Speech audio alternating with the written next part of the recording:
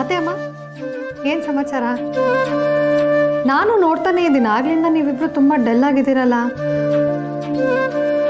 ಅಮ್ಮ ಲೈಫಲ್ಲಿ ಜೋಶ್ ಇರಬೇಕು. ಪಾರು, ಆ ವಿಷಯ ಅಲ್ಲ ಬಿಡು.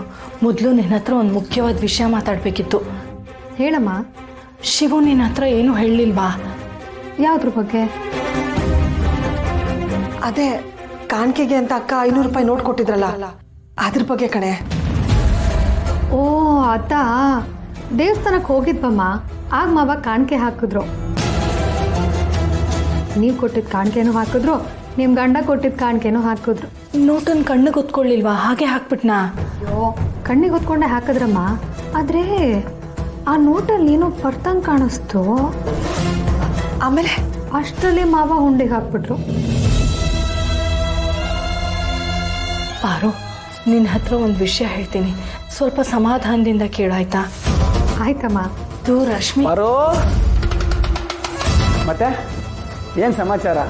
ಮದುವೆ ಕೆಲಸ ಎಲ್ಲ ಹೆಂಗೈತೈತೆ? ಅಮ್ಮ ಆಯ್ತಾ ಕಾಫಿ? ಇಲ್ಲ ಇನ್ನೂ ಕುದೀತೈತಾ?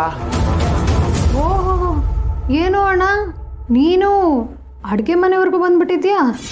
ಯಾಕೆ ಪಾರು ಬರಬೇಡ್ದೆ? ನಮ್ಮನೆ ಅಲ್ವೇ? ಅಯ್ಯೋ ಇದು ನಿನ್ನ ಮನೆನೇ ಕಣೋ. ನಾನೇನು ಆಸ್ತಿಲಿ ಅರ್ಧ ಭಾಗ ಬೇಕು, ನಂದು ಅರ್ಧ ಪಾಲಿದೆ ಅಂತ ಕೇಳ್ತೀನಿ ಅಂತ ಅಂದ್ಕೊಂಡ್ಯಾ?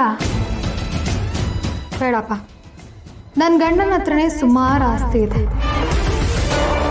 ಅದೇ ಸಾಕು ನನಗೆ, ಅಲ್ವಾಮ್ಮ?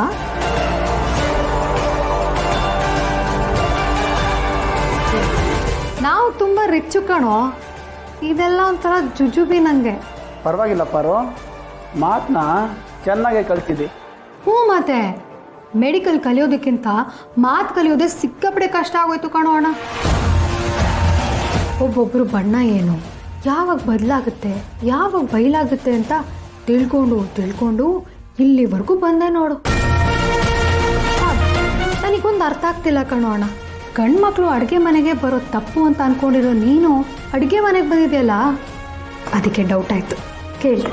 ತಂಗಿ ಬಂದವಳೆ ಅಂತ ಬಂದಪ್ಪ, ತೆಪ್ಪೆ? ಯಾಕೆ ಶಿವ ಮಾತ್ರ ತಂಗಿರ್ನ ಇಷ್ಟಪಡ್ಬೇಕೆ? ಅವನು ಮಾತ್ರ ಚೆನ್ನಾಗಿ ನೋಡ್ಕೋಬೇಕೆ? ನನ್ನ ಗಂಡನ ಬುದ್ಧಿಲಿ ನಿಂಗೆ 1% ಬಂದರು ನಿನ್ನ ಜೀವನ ಪಾವನ ಆಗೋಗುತ್ತೆ ಕಣೋ.